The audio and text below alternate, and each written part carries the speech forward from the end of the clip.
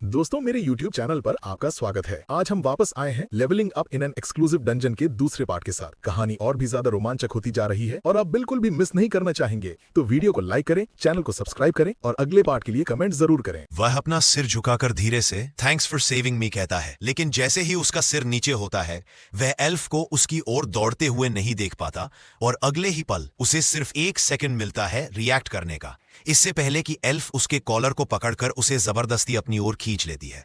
उसकी आंखों में एक ठंडी चमक थी। वहां इस डंजन में जिन ह्योक को पहली बार देख रही थी और उसकी नजरों में साफ झलक रहा था कि वो बेहद क्यूरियस है। वह जानना चाहती थी कि ये आदमी कौन है और यहां कैसे पहुंचा। उसकी क्लोथ्स और गियर देखकर उसे तुरंत समझ आ जाता है कि जिन ह्योक उसकी दुनिया का नहीं है और उसकी ड्रेसिंग स्टाइल उसे बिल्कुल अनजान लगती है। इसलिए वो बिना रुके उस पर सवालों की बौछार करती जाती है, जबकि जिन ह्योक उसकी पकड़ से छूटने के लिए लगातार स्ट्रगल कर रहा था। जैसे ही जिन ह्योक ने मेंशन किया कि उसने आज ही डंजन में एंट्री की है, एल्फ की पकड़ थोड़ी ढीली हो गई और उसने आखिरकार उसे छोड़ दिया। और इसका मतलब था कि जिन ह्योक को डंजन का एंट्रेंस पता है। यही जानकारी उसके लिए सब कुछ बदल सकती थी।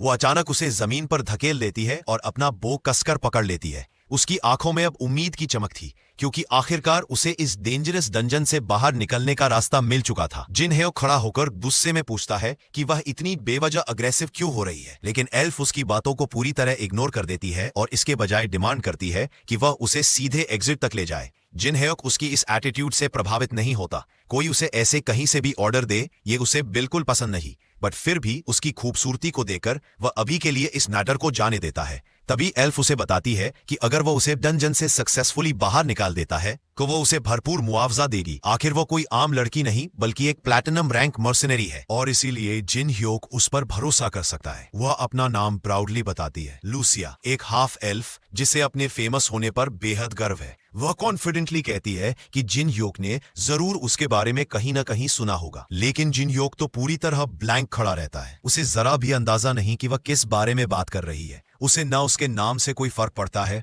और ना ही उसके रैंक से। जिन ह्योक तब फाइनली बोलता है, मैं कोरिया के सेउन से हूं। अब कंफ्यूजन की बारी लूसिया की थी। जिन ह्योक के जवाब ने उसके दिमाग में हलचल मचा दी। उसे तुरंत एहसास हुआ कि मैड मैजिशियन वाकई अपने डिमेंशनल हॉपिंग मैजिक में सक्सेसफुल हो सकता है। धीरे धीरे वह अपने डाउट्स जिन ह्योक के सामने रखती है। सिंपल वर्ड्स में कहे तो उसके डायमेंशन के एक मैजिशियन ने इस डंजन पर ऐसा जादू डाला जिससे ये पूरे का पूरा डंजन उसके वर्ल्ड में जंप कराया। पहली नजर में तो ये बिल्कुल इम्पॉसिबल लगता है, लेकिन सारे साइंस यही साबित कर रहे थे कि यही सच है।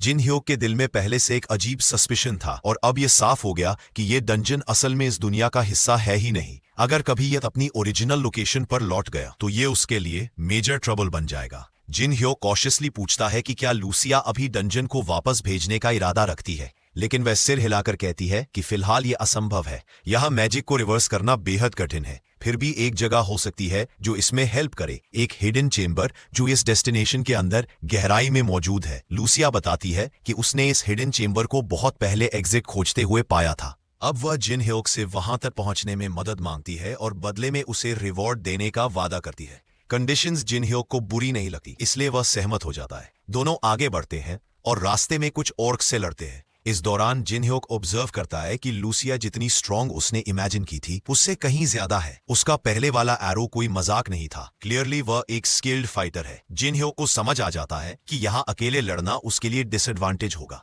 सबसे सेफ चॉइस यही है कि वह उसके साथ कोलैबोरेशन करे और सिचुएशन का असेसमेंट जारी रखे। कुछ देर बाद वे एक सेफ स्पॉट पर रेस्ट करने का फैसला करते हैं।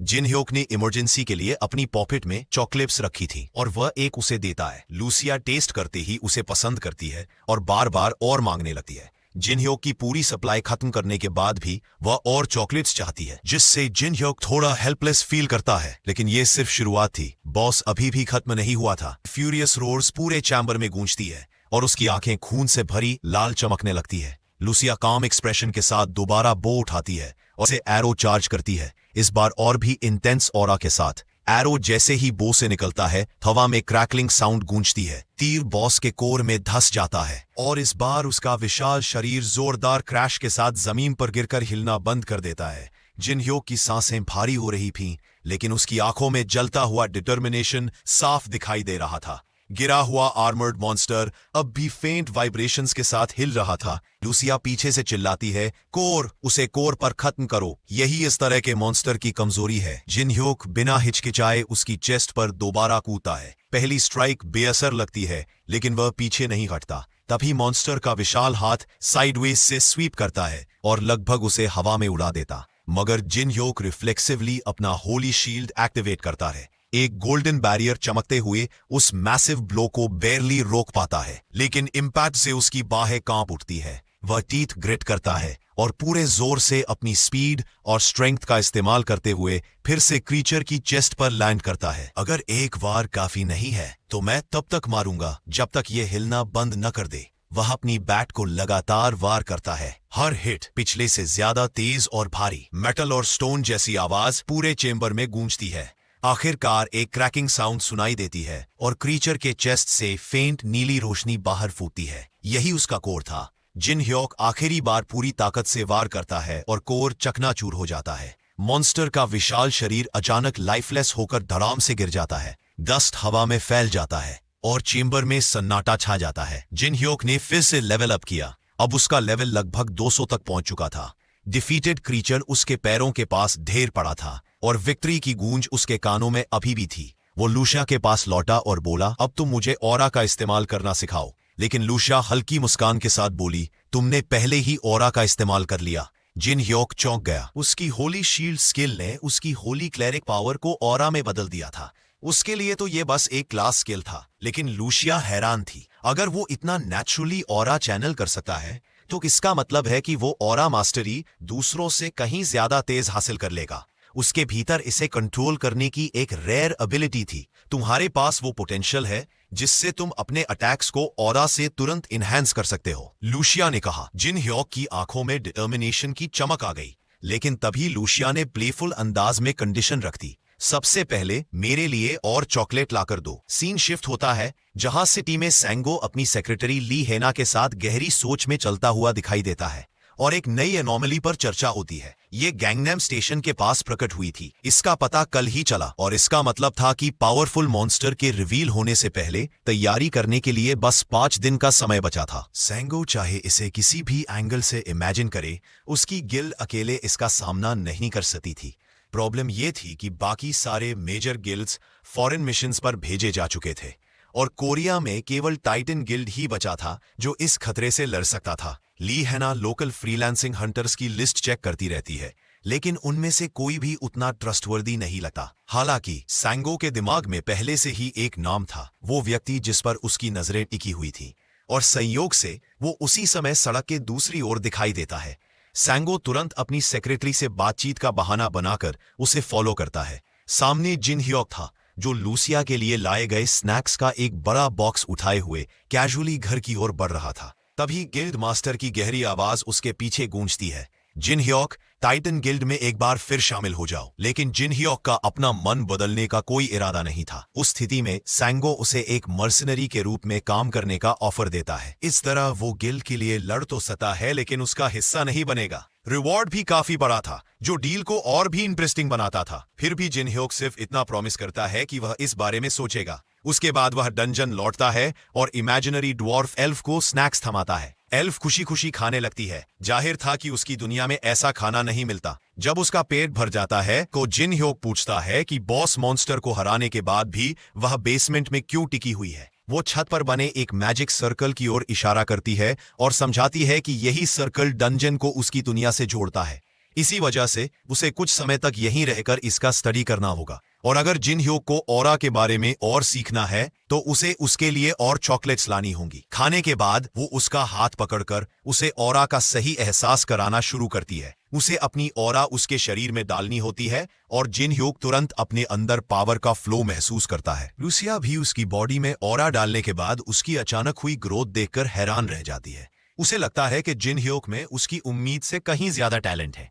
उसके शरीर में होली पावर का फ्लो इतना इंप्रेसिव था कि वो मानती है कि दिन खत्म होने से पहले ही वह ऑरा की असली बातें समझ जाएगा। वो उसकी टैलेंट की तारीफ करती है और उससे पूछती है कि क्या वह अपने शरीर में ऑरा के फ्लो को याद कर सकता है। जिन ह्योक कॉन्फिडेंटली कहता है कि हाँ, और लूसिया उसकी बात मानकर डंजन से निकलने लगती है। उसे पहले मैजिक सर्कल की जांच करनी थी, लेकिन उसे लगता है कि जिन ह्योक को ऑरा का इस्तेमाल पूरी तरह सिखाना ज्यादा जरूरी और तेज होगा। इसका सबसे अच्छा तरीका प्रैक्टिकल एक्सपीरियंस था, इसलिए वो उसे डंजन के एक अलग हिस्से में ले जाती है और अचानक डायन उसे मॉन्स्टर्स के झुंड में फेंक देती है। अब उसे एक साथ गॉब्लिन्स और कोबोर्ड्स की बड़ी सेना से लड़ना पड़ता है, लेकिन फिर भी वह खुद को संभालने और जिंदा रहने में कामयाब रहता है। जिन ह्योक उनके बॉडीज कलेक्ट करता है और फिर लूसिया की ओर मुड़कर पूछता है कि जब उसने कहा था कि वह उसे ऑरा यूज करना सिखाएगी, तो उसे अचानक मॉन्स्टर हॉर्ड से क्यों लड़ना पड़ रहा है।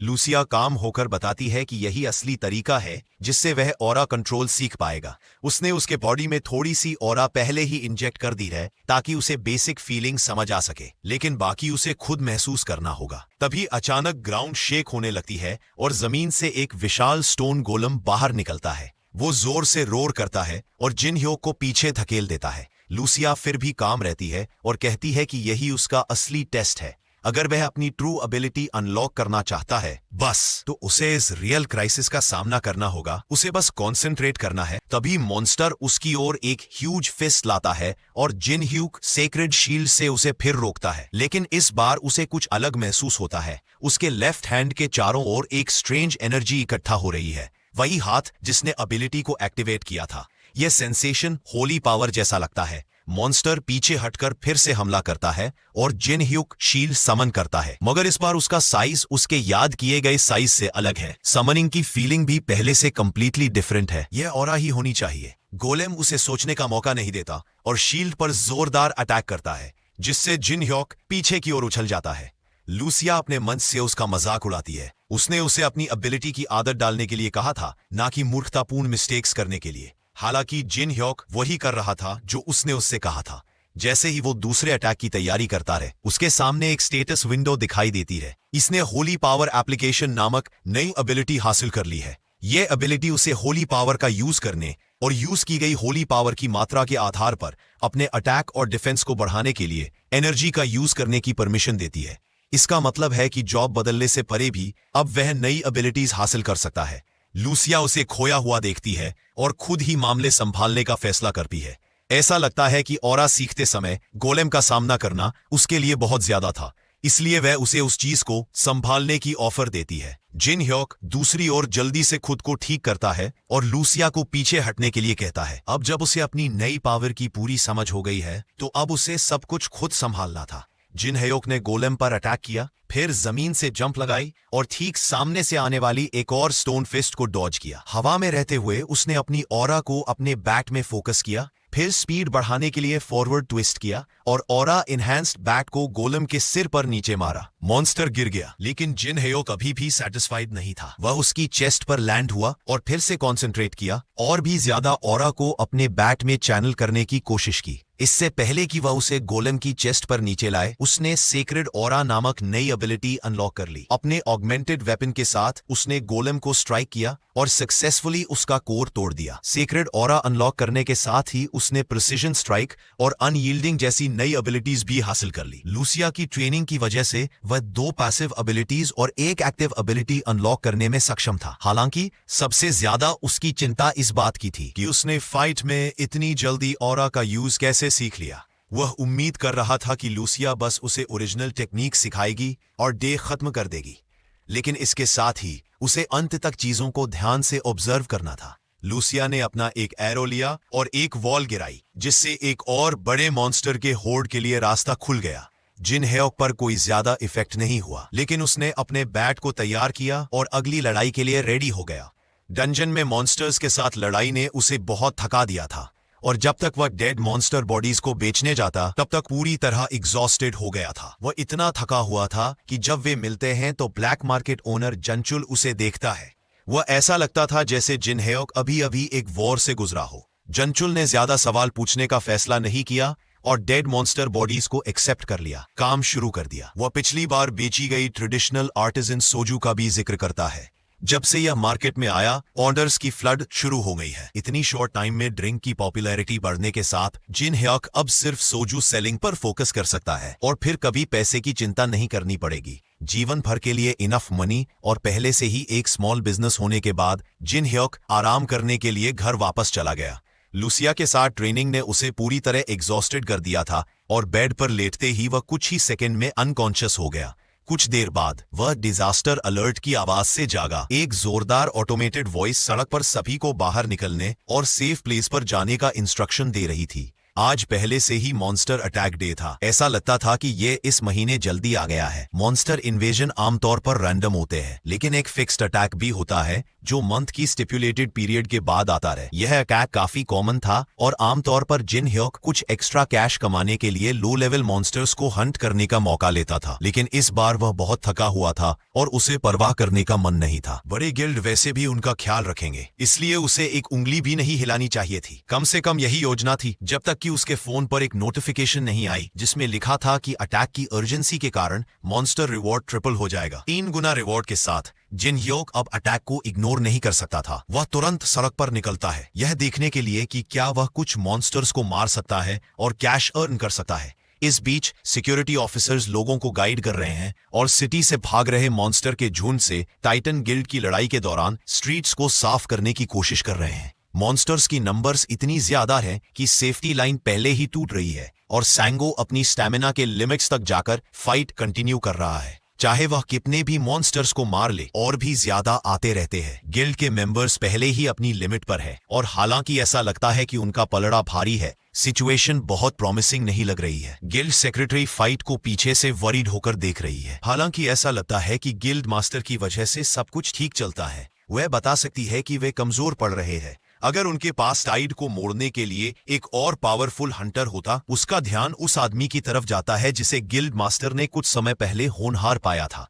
वह तुरंत अपना फोन उठाती है और जिन ह्योक को बुलाती है। वह कुछ गॉब्लिन से लड़ रहा होता है। जब वह कॉल उठाता है, वह उसे टाइटन गिल्ड के साथ फाइट करने का चांस देती है और बदले में उसे हैवी रिवॉर्ड मिलेगा। वह जनरल कॉम्पनसेशन का 5 गुना मांगता है और हिना सुझाव देती है कि वे और डिटेल में डिस्कशन करने के लिए प्रेडेटर माइंड जगह पर मिले। जब वे मिलते हैं तो वह उसे 4 गुना रिवॉर्ड देती है और वह रिलक्टेंटली सहमत हो जाता है। इसके साथ ही वह उसे एक इक्विपमेंट देती है जो उसके द्वारा मारे गए मॉन्स्टर्स की संख्या का ट्रैक रखेगा, ताकि यह देखा जा सके कि उसने गिल्ड के लिए कितना कंट्रीब्यूशन किया। अगर वह फाइट में एवरेज से ज्यादा कंट्रीब्यूशन देता है तो उसे वही सब मिलेगा जो वह मांग रहा है। अब जब उसे अपनी एबिलिटीज दिखाने और प्रॉपर पेमेंट पाने का मौका मिला है, वह तुरंत हेल्प प्रोवाइड करने के लिए बैटल की तरफ निकल पड़ता है। हिना उसे जाते हुए रिलक्टेंटली देखती है और सोचती है कि क्या वह उन एक्सपेक्टेशंस पर खरा उतरेगा जो सैंगो ने उससे रखी। वह बैटलफील्ड में आता है और तुरंत एक भयानक ओगर का पीछा करता है जो पूरी भीड़ को शॉक कर देता है। वह एक ही मूव में उसे मारने में सफल हो जाता है, जिससे बाकी सभी सोचते हैं कि वह कम से कम एक ए रैंक हंटर होना चाहिए।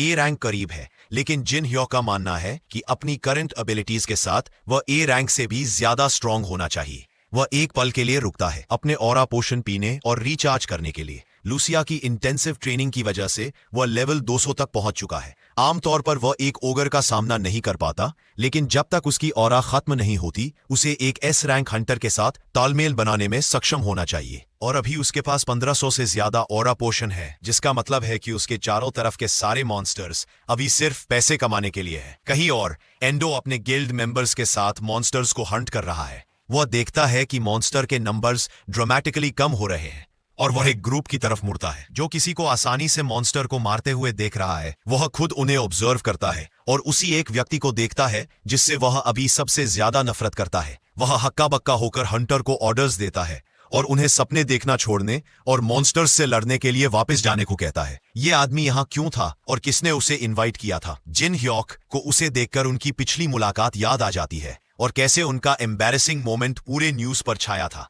पिछली बार शायद बहुत सारी लक ने उसे बचाया होगा, लेकिन इस बार क्योंकि वह अकेला है, उसे बाहर निकालने और उसकी जगह लेने में कोई प्रॉब्लम नहीं होगी। इसे ध्यान में रखते हुए वह अपनी गंदी हैबिट को ठीक करने की उम्मीद में जिन हुक की तरफ दौड़ता है कि शायद वह सबसे खराब जगह पर गलत समय पर होता है। अनफॉर्चुनेटली उसके लिए सी रैंक हंटर उसे बहुत जल्दी नोटिस कर लेता है और उसके अटैक का काउंटर कर देता है, जिससे एंडोइन फिर से उड़ जाता है और बेहोश हो जाता है। वो इस रैंडम क्रेजी गाय का एंटरटेनमेंट करने में बहुत बिजी है। इस बीच सांगो एक फियर्स मिनोटॉर को घूर रहा है। उसकी ऑरा लगभग खत्म हो चुकी है और वह पूरी तरह से स्टैमिना से बाहर है। मिनोटॉर अपने क्लब को अटैक करने के लिए उठाता है, ठीक वैसे ही जैसे सांगो पीछे हटने और अपनी स्टैमिना रिकवर करने का प्लान करता है। लेकिन उससे पहले कि वह उसे स्ट्राइक कर सके, पीछे से एक आवाज आती है और जिन हेयक ऊपर से जंप करता है, मिनोटॉर को अपने हॉर्न से पकड़ता है और उसे जमीन पर पटक देता है। एक सी रैंक हंटर के लिए एक ही स्ट्राइक में मिनोटॉर को डिफीट करना, ऐसा लगता है कि जिन हेयक के बारे में उसका जजमेंट सही साबित हुआ। जैसे ही वह मॉन्स्टर को मारता है, सैंगो मदद के लिए अपनी प्रशंसा दिखाने के लिए उसके पास आता है।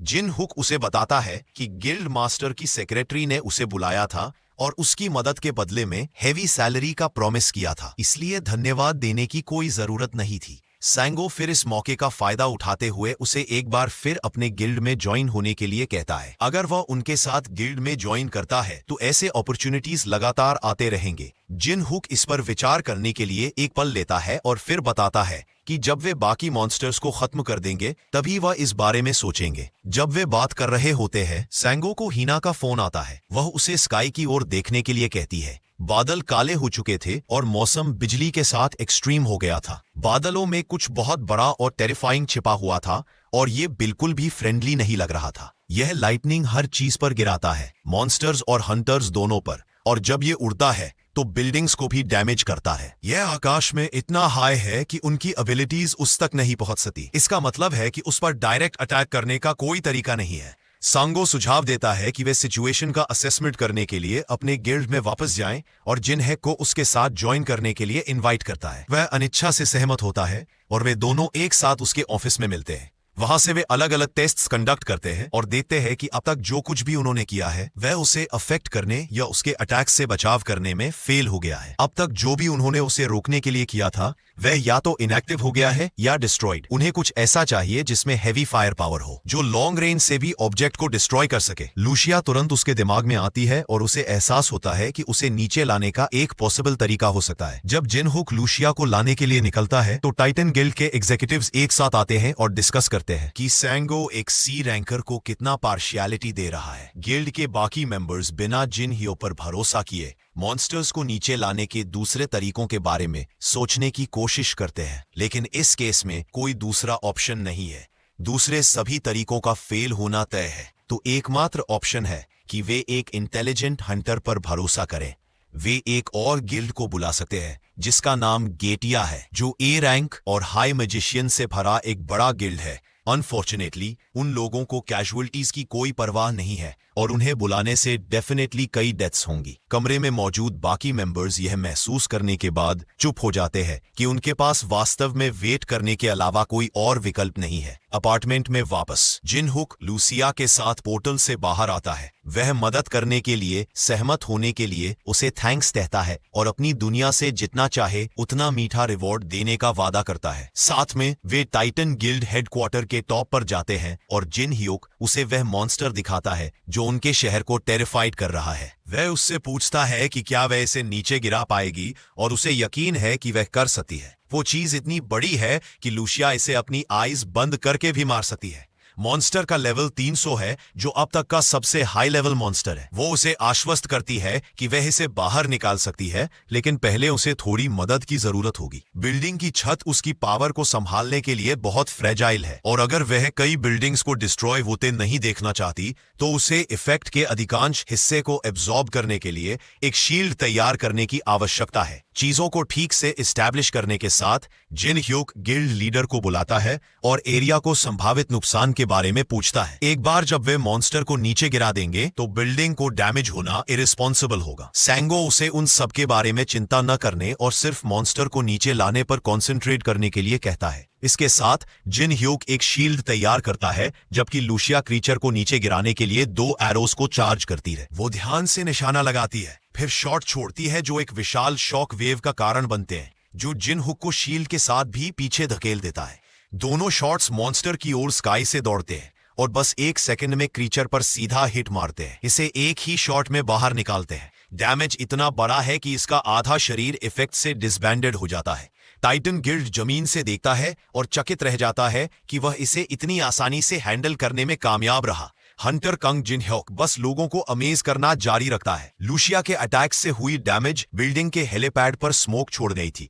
इसे वापस रिकवर करने का समय नहीं था, लेकिन यह बहुत ज्यादा था। दूसरी ओर लूशिया इस बात से और निराश थी कि मॉन्स्टर इतना वीक था। यह बिल्कुल भी अच्छा नहीं था। दरअसल यह साबित करता है कि वह इस दुनिया में आने वाले किसी भी मॉन्स्टर के लिए बहुत ज्यादा स्ट्रांग है। वैसे भी काम हो गया है और अब उसके लिए वापस जाने का समय है। वो उसे ट्रैकर पास करती है जो उसके पॉइंट्स का ट्रैक रखता है और रीडिंग एक ह्यूज 245 पॉइंट थी। इसके साथ ही वो लीव करने के लिए मुड़ती है, लेकिन उसे दूसरों पर बहुत ज्यादा भरोसा ना करने की चेतावनी देती है। जब बहुत कुछ दांव पर होता है तो लोगों का दिमाग पैसे की उम्मीद से क्लाउडेड हो जाता है। यह बेहतर होगा कि खुद को धोखा ना दें, जैसा कि उसके कई रोमांचों पर हुआ है। जिन ह्योक उससे अश्योर करता है कि वो ठीक रहेगा, अगर कुछ भी रॉन्ग लगे तो वो इसकी देखभाल करेगा। वे अलग हो जाते हैं और जिन ह्योक सड़क पर उतरता है जहां वह सैंगो और उसकी सेक्रेटरी द्वारा देखा जाता है। वे उसके पास आते हैं और पूछते हैं कि उसने इतनी बड़ी मॉन्स्टर को खुद से कैसे नीचे लाया। वह पोलाइटली बताने से इनकार करता है और कहता है कि यह एक मिस्ट्री है। उसके साथ एक एग्जीक्यूटिव उसे क्राइम में एक्यूज करता है और विश्वास नहीं कर पाता कि एक ही सी रैंक हंटर इतना बड़ा क्रीचर नीचे ला सकता है। लेकिन जिन ह्योक उन्हें मॉन्स्टर ट्रैकर दिखाता है जिसमें भारी मात्रा में पॉइंट्स है, यह साबित करने के लिए कि वह वास्तव में वही था जिसने इसे नीचे लाया। सैंगो उसे वहां रोकता है और आउटब्रेक के लिए जिन ह्योक से माफी मांगता है। एग्जीक्यूटिव उन्हें गुस्से में देखता है। ऐसा लगता है कि सैंगो अपने गिल्ड के मेंबर्स की तुलना में सी रैंक के साथ रहना पसंद करता है। अब बदलाव खोजने का समय है, क्योंकि सैंगो गिल्ड के फ्यूचर के रास्ते में खड़ा है। वह अपना फोन निकालता है और एक अनोनिमस नंबर पर कॉल करता है।